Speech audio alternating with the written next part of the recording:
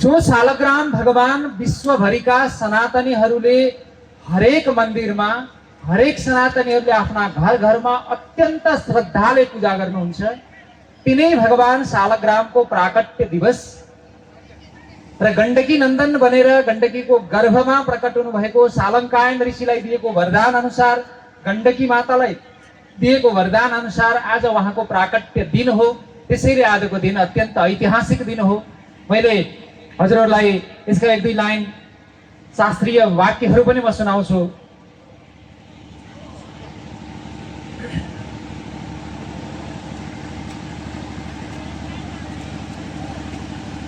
गण्डकी तट उत्पन्ने साल वृक्ष तले स्थितः आसित तपसि संलग्नः सालंकायनको मुनिः। याते बहुतिथे काले नारायण प्रसादतः प्रादुर्भूतास्त्रयो देवाः सालग्राम सालवृक्ष समन्ततः। वैशाख शुक्ल द्वादश्यां मध्यम याते दिवाकरे नारायणोऽपि ददृशे सहसा सालवृक्षतः। उवाच तापसं देवस्तपसानेन तोषितः वासाय त्वत्समीपेऽहं वृक्षरूपोऽस्मि संवृतः। भगवानले पहिले नै साल वृक्षका रूपमा दर्शन दिनुभएको थियो, तर उहाँले चिन्न सक्नु भएन। त्यसैले आजको दिन सालको रूपमा साल वृक्षका रूपमा दर्शन दिएको त पहिले नै हो, तर भगवानले आज उहाँले चिन्न नसकेपछि प्रत्यक्ष तिनै देवताहरू पनि प्रकट हुनुभयो, भगवानले दर्शन दिनुभयो। र म हजुरको तपस्याबाट अत्यन्त खुसी छु। त्वत्समीपे अहम वासाय वृक्षरूपोऽस्मि संवृत। म हजुरको सान्निध्यमा नित्य बस्नका लागि म वृक्ष रूपमा साल वृक्षका रूपमा यहाँ उपस्थित छु भनेर भगवानले भन्नु पनि भयो। र सालग्राम नाम रहेको कारण चाहिँ साल वृक्षका रूपमा भगवान प्रकट भएर दर्शन दिनुभयो। सालङ्कायन सलङ्कु नन्दनले चाहिँ भगवानको आराधना गर्नुभयो र भगवान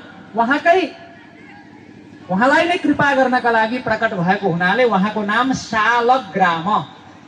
शालग्राम शब्दको अर्थ समुदाय हो, समूह हो। साल वृक्षहरूको समूहमा साल वृक्षका रूपमा प्रकट भएर अनि प्रत्यक्ष आजको द्वादशीको दिनमा भगवानले वैशाख शुक्ल द्वादशीको दिनमा दर्शन दिएको हुनाले हामीले अर्षावतार सालग्राम नन्दन भगवानलाई उहाँको नाम नै गण्डकी नन्दन भगवानको नाम नै शालग्राम भनेर हामीले बुझ्दछौँ। तबदेखि नाम शालग्राम रहन गएको हो। र एउटा लोकमा अशुद्ध शब्द प्रचलन भएको छ, त्यो शालिग्राम। शालिग्राम पनि होइन, शालिग्राम पनि होइन, शालग्राम, यो शुद्ध शब्द हो। हामीहरूले प्रायः अशुद्ध शालिग्राम शालिग्राम शालिग्राम भन्छौँ, शालिक होइन। त्यो शालिक भनेको उर्दू शब्द हो। त्यो कुनै व्यक्तिको मूर्ति बनाइयो भने ती मूर्तिहरूलाई शालिक भनिन्छ, त्यो शालिक होइन, शालग्राम हो। र भगवान शालग्रामको महिमा यति धेरै छ, तीर्थ पनि जबसम्म त्यहाँ शालग्राम राखिँदैन तीर्थ तीर्थ भन्दैन। न तीर्थम तीर्थताम याति शालग्राम शिलाम बिना। सनातन धर्मको कुनै एउटा मन्दिर पनि शालग्राम बिना पुरा हुँदैन।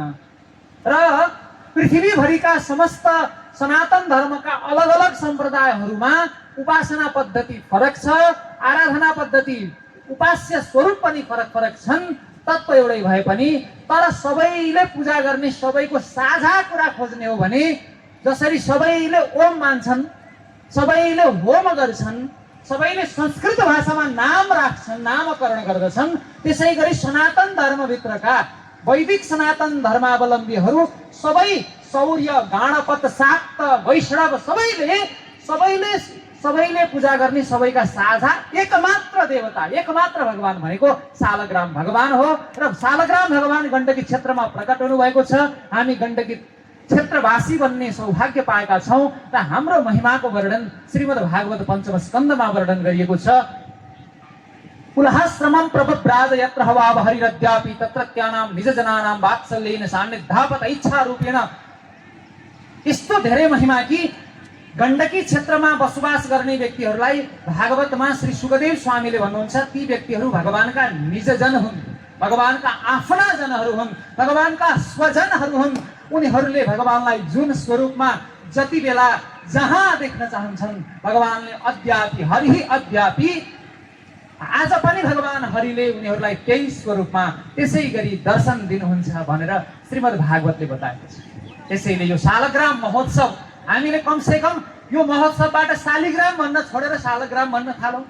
हामी बस्ने भन्दा तल होइन, माथि भगवानलाई राख्नुपर्छ भन्ने चेतनाको हामीले कम्तीमा विकास गरौँ र बिहान उठेर एकचोटि भगवान शालग्रामलाई नुहाइदिएर उहाँको चरणामृत पान गरेर, एउटा कुरा ख्याल गर्नु होला, शालग्राम भगवानलाई नुहाइदिएको चरणामृत जल या प्राप्त शालग्राम भगवानलाई त नुहाइदिएको जल त संसारभरि जहाँ कहीँ पनि शालग्रामलाई पूजा गरेर प्राप्त गर्न सकिन्छ।